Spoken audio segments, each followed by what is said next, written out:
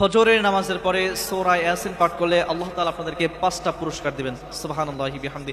ফজরের নামাজের পর আমরা দেখি অনেকে সালাম ফিরাই ওই জায়গা থেকে উঠে যায়, একটা জিকির আজগার পর্যন্ত করে না। আপনি ফজরের নামাজের পরে যদি আপনি এই সূরা ইয়াসিন পাঠ করতে পারেন, আল্লাহ তাআলা 5টা পুরস্কার দিবেন। কোন 5টা পুরস্কার আসুন শুনি। এক নম্বরে আল্লাহ তাআলা পুরা কোরআন শরীফ 10 বার পাঠ করলে যে সওয়াব হয়, ওই পরিমাণ সওয়াব আল্লাহ তাআলা আপনার আমলনামায় যোগ করে দিবেন। সুবহানাল্লাহ। দুই নম্বরে আল্লাহ তাআলা আপনার রিজিকের টেনশন গুলো দূর করে দিবেন। সারা দিনের ভিতরে যে রিজিক রয়েছে, মানুষ যা কিছু করে কিন্তু এই পেটের দায়ে করে, এই রিজিক অন্বেষণের জন্য করে।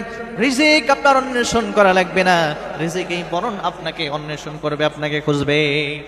আপনার রিজিকের টেনশন সারাদিন আল্লাহ তাআলা নিয়ে নেবেন, সমস্ত টেনশন আপনাকে দূর করে দিবেন। শুধু তাই নয়, এরপরে আরেকটা ফজিলত হবে, যদি আপনি মুমূর্ষু রোগীর পাশে বসে বসে এই কোরআনুল কারীম আপনি তেলাওয়াত করতে পারেন, এই সূরাতুল ইয়াসিন আপনি তেলাওয়াত করতে পারেন, ওই মুমূর্ষু ব্যক্তিকে শিফা একজন যিনি দেবেন তিনি কে? আল্লাহ তাআলা এই মুমূর্ষু ব্যক্তিকে শিফা দিয়ে দিবেন। 4 নম্বরে আল্লাহ তাআলা আপনার সমস্ত বিপদ আপদ থেকে আপনাকে হেফাজত করবেন। আপনি যখন বাইরে হবেন সকালবেলায়, সন্ধ্যাবেলায়, ওই পরের দিন ফজরের আগ পর্যন্ত যত সময় রয়েছে, আল্লাহ তাআলা ওই বাকি প্রত্যেকটা সময়গুলো আল্লাহ তাআলা আপনাকে হেফাজত করবেন।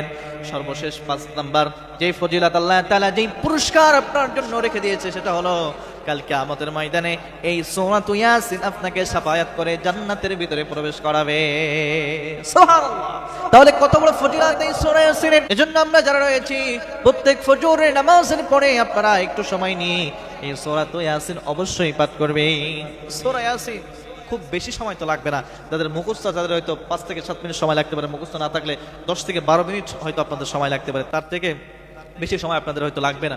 তারা না পারেন তারপরেও একটু চেষ্টা করে 10-12 মিনিট সময় দিয়ে এরপর আপনারা যদি কাজে বের হতে পারেন, তাহলে আপনার রিজিকের টেনশন করা লাগবে না, আপনার বিপদ আপদ সবকিছু আল্লাহ তাআলা নিজ জিম্মায় নিয়ে নেবেন। রিজিকের টেনশন আপনাকে করা লাগবে না। কিয়ামতের ময়দানে আপনি শাফায়াত পাবেন। মুমূর্ষু রোগীর পাশে যদি যখন আপনার কোনো আর রিলেটিভ, আত্মীয়স্বজন, নানা-নানি অনেক সময় মারা যাওয়ার সময় হয়ে যায়, এমন সময় যদি আপনি নিজে যদি তার পাশে যে এই সূরা ইয়াসিন পাঠ করতে পারেন, দেখবেন যে আল্লাহ তাআলা আপনাকে শিফা দান করবে, ওই মুমূর্ষু ব্যক্তিকে দেখবেন যে শিফা দান করবে। এজন্য এই সূরা ইয়াসিনের আমল করতে আপনারা কেউ ভুলবেন না।